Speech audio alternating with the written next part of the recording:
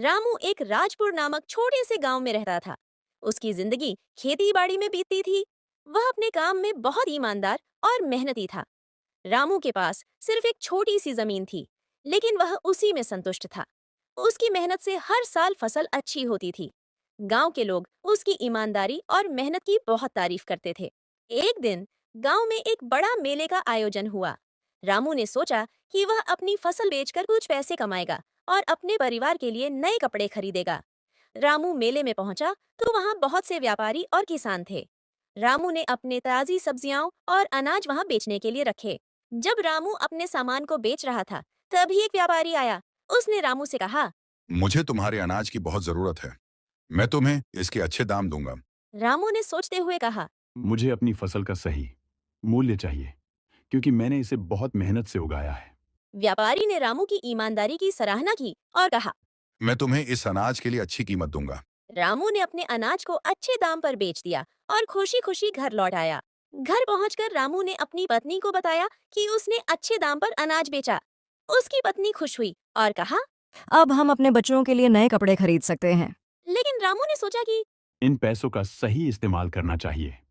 उसने निर्णय लिया कि वह गांव के स्कूल के लिए भी कुछ पैसे देगा, ताकि वहां पढ़ाई के लिए बेहतर साधन जुटाए जा सकें। कुछ दिनों बाद गांव में एक बड़ी बाढ़ आ गई। कई किसानों की फसल बर्बाद हो गई। रामू ने अपने पड़ोसियों की मदद करने का निश्चय किया। उसने अपनी फसल में से कुछ अनाज और सब्जियां बांट दी। गांव वाले उसकी इस मदद से बहुत प्रभावित हुए। रामू ने यह सोचकर मदद की कि एक ईमानदार किसान का धर्म है अपने समुदाय का साथ देना। बाढ़ के बाद गांव के कुछ लोगों ने मिलकर एक बैठक बुलाई। वहां सभी ने रामू की ईमानदारी और मदद को सराहा। गांव के मुखिया ने कहा, रामू, तुमने हमें दिखाया है कि सच्चा किसान वही है जो न केवल अपने लिए बल्कि दूसरों के लिए भी सोचता है। रामू की ईमानदारी और मानवता ने गांव में एक नया बदलाव लाया। लोग उसके अनुकरणीय कार्यों से प्रेरित हुए और एक दूसरे की मदद करने लगे। धीरे धीरे गांव में एकता और भाईचारे का माहौल बन गया। रामू का उदाहरण सभी के लिए प्रेरणा बन गया। समय बीता गया और रामू की मेहनत और ईमानदारी ने उसे और उसके परिवार को समृद्ध किया। उसकी जमीन अब फलों और सब्जियों से भरी रहने लगी। लोग दूर दूर से उसकी फसल खरीदने आते थे। लेकिन रामू हमेशा यही कहता, ईमानदारी सबसे बड़ा धन है।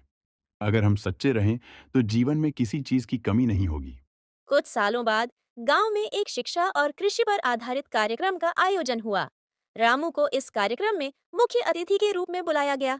वहां रामू अपनी कहानी सुनाते हुए कहा, मेहनत और ईमानदारी से ही हम अपने सपनों को पूरा कर सकते हैं। हमें अपने काम में सच्चाई रखनी चाहिए और हमेशा दूसरों की मदद करनी चाहिए। रामू की बातों ने सभी को प्रभावित किया। बच्चे और युवा उसकी बातों को ध्यान से सुन रहे थे। उन्होंने रामू से वादा किया कि वे भी अपने जीवन में ईमानदारी और मेहनत को अपनाएंगे।